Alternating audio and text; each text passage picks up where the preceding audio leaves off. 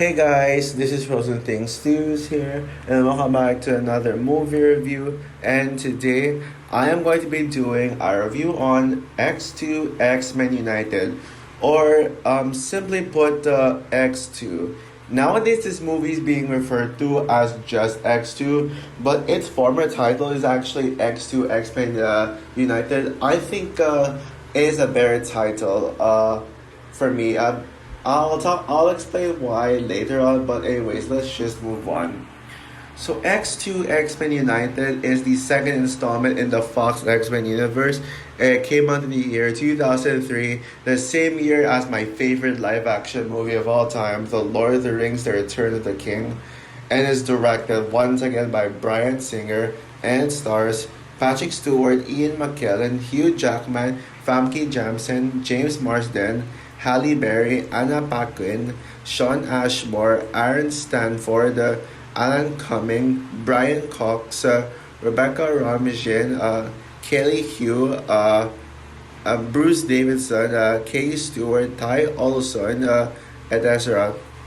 And so the film tells the story of Professor Charles Xavier and a team of genetically gifted superheroes called the X-Men who face a rising tide of anti-mutant sentiment led by Colonel William Stryker. And now, yeah, the X-Men join. The X-Men team up with their nemesis Magneto and Mystique in order to be able to stop Stryker to exterminate all mutants. And both Magneto and Mystique must redeem themselves as they realize that Stryker wanting to exterminate all mutants is the bigger threat than Magneto wanting to stop the war. And yeah, so that's the plot for it. So yeah, now just to give a little recap on my thoughts on the first X-Men, I do think I will say the film kind of grew on me the more I thought about it. I understand what it's trying to go for. I kind of understand why the film was kept on a smaller scale. Although I still think it's a 3.5 out of 5 type of movie. It really is a flawed film.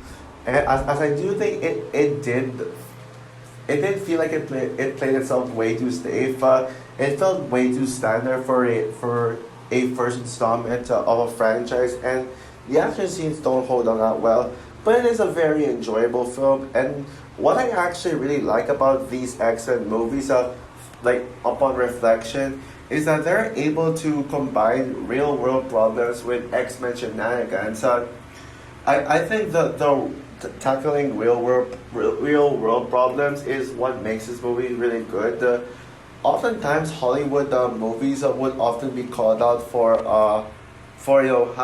trying to shove in politics in their films, instead of just instead of just letting audiences enjoy it. But to me personally, that has never really affected my enjoyment. I never felt bothered by by having politics in film, as long as I enjoy a movie. I can still enjoy a movie even if it tries to have politics included in it.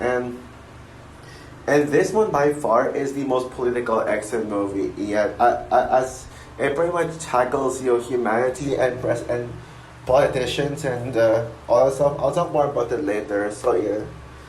Now, X2 is considered by many to be one of the best X-Men movies, and easily the best of the OG trilogy. I think it is unanimously agreed upon that X2 X-Men United is the best film in the OG trilogy. Although it is debatable as to whether it's better than the prequels or not, I'm not gonna say yet if I think it's better than the X-Men prequels, specifically First Lasting Days of Future Past. Well, if you know me so well, you know what my answer is. But all I can say about this film is that I actually agree with the vast majority that X2 X-Men United is the best of the OG trilogy by a landslide, and it is vastly superior to the first film. Yeah, this movie is damn awesome. I think this is such a great and amazing movie. X2 X United is one of those perfect examples of movies where a thin plot can leave an overall impact. Because, yes, guys, I do think the plot in this movie is admittedly pretty thin. Now, don't get me wrong, it's not a bad plot by any means. Any means, I think the plot is just decent, but it is undoubtedly very thin. Despite some subplots that help elevate the storyline, the main story is kind of thin and kind of formulaic. Yeah, it's basically just about the X-Men joining forces with their foes in order to take down an evil general who apparently is just a regular human being. So, oh yeah, by the way, one thing I forgot to mention about the plot, one plot detail I forgot to mention is that Wolverine apparently forgets about his past, and so throughout the movie he goes on a journey to remember his past. And Colonel William Stryker was actually the guy who experimented on mutants. He was the one who experimented on Wolverine. And so Stryker is actually a very personal villain to Wolverine. I mean, if you remember the movie, there was one scene where Stryker recognized Wolverine as like, Wolverine, it's you, but then Wolverine doesn't really remember Stryker, and it turns into a conflict, and then throughout the second and third acts of the film, Wolverine finds out that Stryker actually was a reminiscent of his past, and he actually wants to get rid of all mutants. And that's pretty much the occurring theme of these X-Men films. It's humans versus mutants, good versus evil. This movie's storyline is on paper, a movie about the X-Men wanting to take down one man who is just a regular human being sounds very lazy. But what makes this movie work so well is that it shows you can still love a movie regardless of its plot. This movie is very engaging. Yeah, what makes X2 X and United work so well is how it simply elevates every single thing from the first X-Men. Yes, like what I said earlier, the first film felt safe and surface level, but this one is bigger and more ambitious, which I think is something the first should have done. And I think this is a perfect example of how to do a sequel, right? You elevate the franchise, you pretty much upgrade what was already established in the first film, and also make it better, have a better story. And don't just rely on it being bigger to make it better, because this movie certainly does not rely on being bigger. And of course, I gotta talk about the iconic opening scene. Yeah, you can't go through this movie without talking about that scene. It's considered by many to be the single greatest scene in an X-Men movie, and I can totally see why. Yeah, and of course I'm talking about the scene where Nightcrawler attacks the White House, which is one of the absolute greatest X-Men scene. Man, that opening scene was so exciting, and it just left me at the edge of my seat. But the main reason as to why it was so impactful is because of the score from John Ottman. Oh, what a powerful score that was. And I personally think this movie has the best score in any X-Men films. Well, I could be wrong as I go through the other X-Men films. Maybe there's one that was better. And yeah, but right now, I think John Ottman's score for X-Men 2 is just my personal favorite. My personal favorite. The film also was able to make sure every single character shined this time around, and not only limit them itself to 4 characters, because in the first X-Men movie, it was only Wolverine, Professor X, Rogue, and Magneto who shined. But this one, almost everyone shined, or pretty much everyone shined here. Yeah, it's so surprised to see Wolverine, Professor X, and Magneto shine, but also Rogues, Jean, Storm, and Cyclops were also amazing, especially Jean. Now, for those who don't know me so well, Jean Grey is my favorite X-Men character when it comes to the overall lore of it, particularly with the comics. Yeah, in the X-Men comics, Jean Grey is my favorite X-Men character. I absolutely love Jean Grey. And she's arguably the most powerful Marvel character. Yes, even more powerful than both Captain Marvel and Scarlet Witch combined. Yeah, yeah. If you think that Captain Marvel is the strongest Avenger, is the strongest Marvel character, well, I dare her to challenge Jean Grey.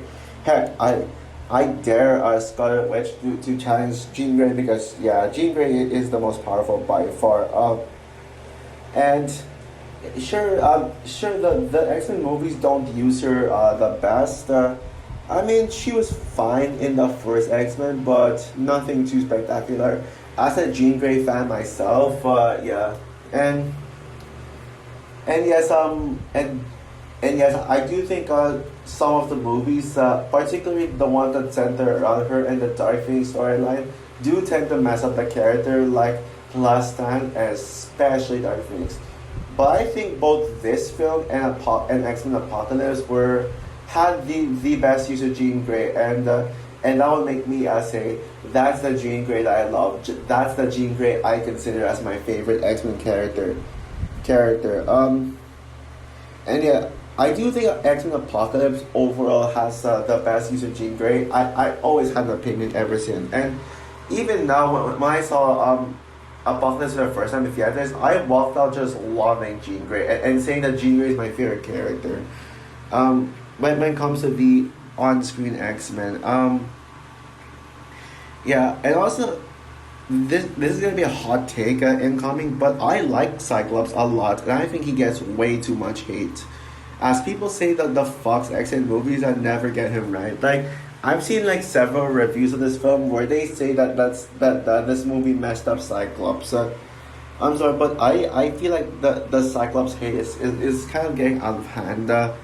And yeah, and didn't you forget about some significant aspects of Cyclops in this film? Like his emotional scene at the end because of Jean's sacrifice for saving the X-Men. And, and we see his very emotional breakdown. You really feel bad for him because Cyclops truly loved Jean Grey. Now, I will agree with majority that X-Men 97 did use Cyclops the best one. Although Jean Grey is my favorite X-Men 97 character, but Cyclops is certainly an amazing character, and I love how they elevated it. But Cyclops in the X-Men films don't deserve the hate at all. And James Marsden just crushes this role. I feel like people need to mention Cyclops more when they're talking about James Marsden's roles because when people talk about James Marsden in his roles, all I hear is Tom Wachowski, Tom, from Sonic. Yes, I get the Sonic movies are popular, but I think Cyclops is James Marsden's best role, and it's not even close. And speaking of Jean's sacrifice, that moment where she risked her life to stop the flood, is just so impactful. And you really did feel Jean being heroic at the time when she was taken over by the flood, and and pretty much yeah, she went out of her way to stop the flood from killing the X-Men, and I love the heroic act from Jean. Any climaxes involving the protagonist saving everyone's life from a flood will always be W there, even if the movie itself is bad. And if you know me so well, you probably know why. And it's all thanks to one movie for doing that, for pulling that off. When it comes to the scenes in this film, people only talk about the opening scene of this film, but there are other action scenes to love in this too, such as the attack on the school. When pretty much Stryker and his armies invade the school and attack the mutants, and the young mutants had to evacuate. Yeah, that was an awesome scene. And of course we got Wolverine versus Lady Deathstrike. Yeah, Lady Deathstrike is one of the absolute best X-Men villains. Like, she's a top tier. I'm not sure if I could consider her my favorite X-Men villain, but she's certainly right up there. And I honestly put Wolverine versus Lady Deathstrike in my top 5 favorite X-Men fight scenes. It's that good. Stryker's a solid villain. I do like the idea of making him be like the guy who experiments in humans, but he's nothing really special to me. And also, they also nailed it very much with my favorite aspect in any X-Men movie, which is the chemistry. The chemistry between the X-Men members are spot on. And also, I love how this has a longer runtime than the first, and it should be that way to establish the X Men better and get us invested in every single character. And also, going back to the plot, well, I do think the plot is overall thin. I will say that there are actually things about the plot that I admire for being ambitious, from or at least trying to be ambitious. Like a perfect example of this is how Bryan Singer was able to interject his personal feelings into this film. I love it when these auteur films would include the director trying to add his own personal feelings into a film. I'm not sure if X2 would be a film I consider auteur, but still, I really like what Bryan Singer did here, and I like how he's able to lend his perspective and worldview.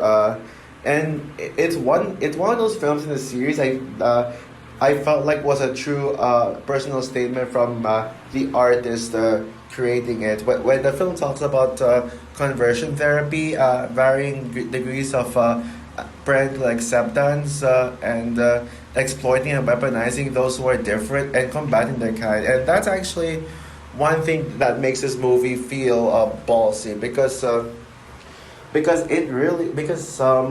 film is able to tackle personal and real world issues, and also the way this movie interjects politics is also very well done, showing how people fear something that's unusual, something that's unusual to them. And also this movie really has a great message to embrace their differences, that people who are different should unite with one another instead of just attacking. Humans and mutants are enemies because humans are normal while mutants are special, and sometimes special people don't get the best kind of respect that they deserve. And I feel like this movie really reminds us that we should unite instead of just divide. And if you guys remember in my X-Men 1 review, I compared I call this the Star Wars of the superhero genre, in a way where it tackles the theme of good versus evil, and characters are in the light and some characters are in the dark. And this movie really establishes how people can switch sides. People can switch sides. Like for example, Magneto. It was evil, and it was even the leader of the evil clan. But then in this movie, he turns good. Well, we'll see about that in the Last Stand, if he's really good, and even Mystique too. And also, you got your X-Men First Class. I'll discuss more about this later. But in X-Men First Class, some good X-Men, the people in the good side would turn bad, and yeah, again, I'll say more on that when I get to review X-Men First Class. And this is also a very personal film for Wolverine, as we got hints of how Wolverine Wolverine actually. Now the movie does give hints about Wolverine's past, although it does save itself for X-Men Origins Wolverine, which they botched it up. But I do like how the movie gives us an idea that Wolverine had a very quote-unquote interesting past. I'm sure he did have an interesting past, but Fox didn't want us to think that, especially for non-comic readers. Now, I will say the one character who I did feel like was a step down from the first film, and one element I thought was a step down as well, was how they handled Rogue. Now, don't get me wrong, Rogue is still one of my favorite X-Men characters, but I just feel like Rogue wasn't as powerful as she was in the first film. In the first X-Men movie, Rogue was such a very powerfully written character, and you really feel bad for her. Like, you really feel strong emotions for her. But in this one, Rogue's just a character in the team. Now that she doesn't have any problems, her problems are gone. Well, technically the only problem she has is being afraid to get into a relationship after what she did to her former boyfriend in the first film. In the first film, in the beginning, in literally the very beginning of the first film. And yeah. Also, I do like the introduction of Iceman Pyro as well, and I'm excited to see Pyro in Deadpool and Wolverine. So I think this is one of those perfect X-Men films to review leading out to Deadpool and Wolverine. Although besides the movie's cookie cutter thin storyline, another minor gripe I have with this movie was the romance between Iceman and Rogue. Not a fan of the romance. I thought it was kind of cheesy. Yeah, that romance was just aired to me. It felt like it was just there and it just came out of nowhere, and the movie does nothing with them, other than Rogue just expressing how she feels about having another relationship, that she's afraid to kiss someone because of how her kiss on her former boyfriend poisoned him, and that's pretty much it. I get her trauma, but maybe they could have explained a little more on that. So overall, X2 X-Men United may not be a perfect film, but it is easily the best film in the original X-Men trilogy. While it doesn't have the best plot, it works so well because of how ambitious it is. It is certainly in my top 10 favorite movies of 2003 list for sure. So that said, I'm going to give X2 X-Men United a 3.5 stars out of 5.